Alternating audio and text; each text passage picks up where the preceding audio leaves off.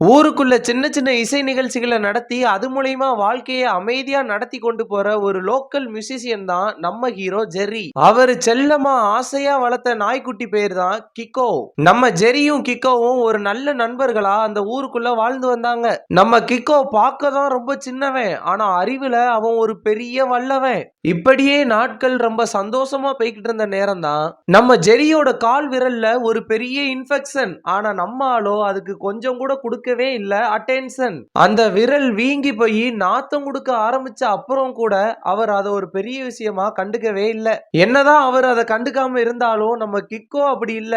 அவன் ரொம்ப உன்னிப்பா அந்த காயத்தை கண்காணிச்சுட்டே இருந்திருக்கான். ஒரு நாள் நைட்டு இசை கச்சேரி எல்லாம் முடிச்ச நம்ம ஜெரி சாதாரணமா போய் மூக்கு முட்டை குடிச்சு கிடைக்கிற சரக்கெல்லாம் இஷ்டத்துக்கு அடிச்சு ரொம்ப ரொம்ப களைச்சு போய் வீட்டுக்கு வராரு.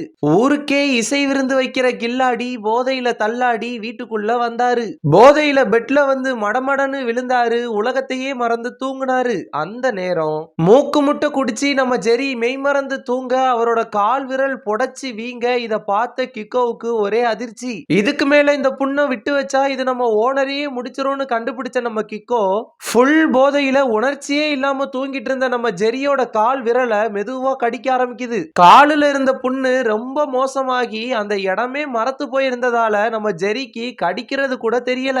அந்த ஒரு நாள் நைட்டு முழுக்க மெதுவா அந்த புண்ணை கடிச்சு கடிச்சு அந்த விரலையே சாப்பிட்டு முடிச்சிருக்கு நம்ம கிக்கோ. அடுத்த நாள் காலையில போதை தெளிஞ்சி சூரியன் விடிஞ்சி நம்ம ஜெரி மெல்லமா முழிச்சு பார்த்தா ரூம் எல்லாம் ரத்தம் வடிஞ்சி நம்ம கிக்கோவோட மூஞ்செல்லாம் ரத்தம் வடிஞ்சு போய் இருக்குது.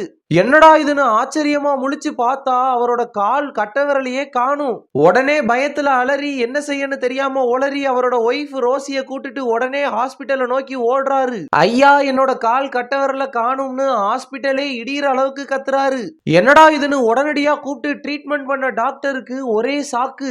நம்ம ஜெரிக்கு உடம்பெல்லாம் சுகர் நிறைஞ்சி அது அவருக்கே தெரியாம மறைஞ்சு இருந்திருக்கு. இதனாலதான் அது மெல்ல மெல்லமா அவர் கால்ல புண்ணா பரவி இருக்கு. அன்னைக்கு ராத்திரி மட்டும் நம்ம கிக்கோ அவர் காலை கடிச்சு சாப்பிடலன்னா இன்னைக்கு அவர் உயிரோடையே இருந்திருக்க மாட்டாருன்னு நம்ம டாக்டர் சொல்ல இதை கேட்டதும் நம்ம ஜெரிக்கு கண்ணு கலங்குது. மெல்ல ஜெரிக்கே தெரியாத அவரோட சுகரை நம்ம கிக்கோ கண்டுபிடிச்சு நைட்டோட நைட்டா அந்த விரல்ல கடிச்சு முடிஞ்சு போனதா நினைச்ச வாழ்க்கையே திரும்பி ஆரம்பிச்சு வச்சிருக்கு. இதெல்லாம் நம்ம ஜெரிக்கு தெரிய வந்ததும் காலையில கிக்கோவை அவசரப்பட்டு திட்டி தள்ளி போன்னு விரட்டி விட்டதெல்லாம் அவருக்கு ஞாபகம் வந்து ஒரே அழுக.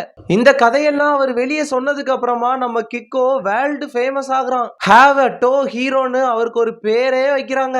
இப்படி ஒரு அழகான புத்திசாலித்தனமான நாய்க்குட்டிய இந்த உலகமே தலைமையில தூக்கி வச்சு கொண்டாடிச்சு. நம்ம ஜெரியும் அதுக்கப்புறமா சுகரை கண்ட்ரோலா வச்சிருந்ததால அவரோட உடம்பும் சரியாகிடுச்சு. அதனால the moral of the story is உங்க மேல உங்களுக்கு தான் அக்கறை இல்லாம போனாலும் உங்களோட நாய்க்குட்டிக்கு கண்டிப்பா அக்கறை இருக்கும்.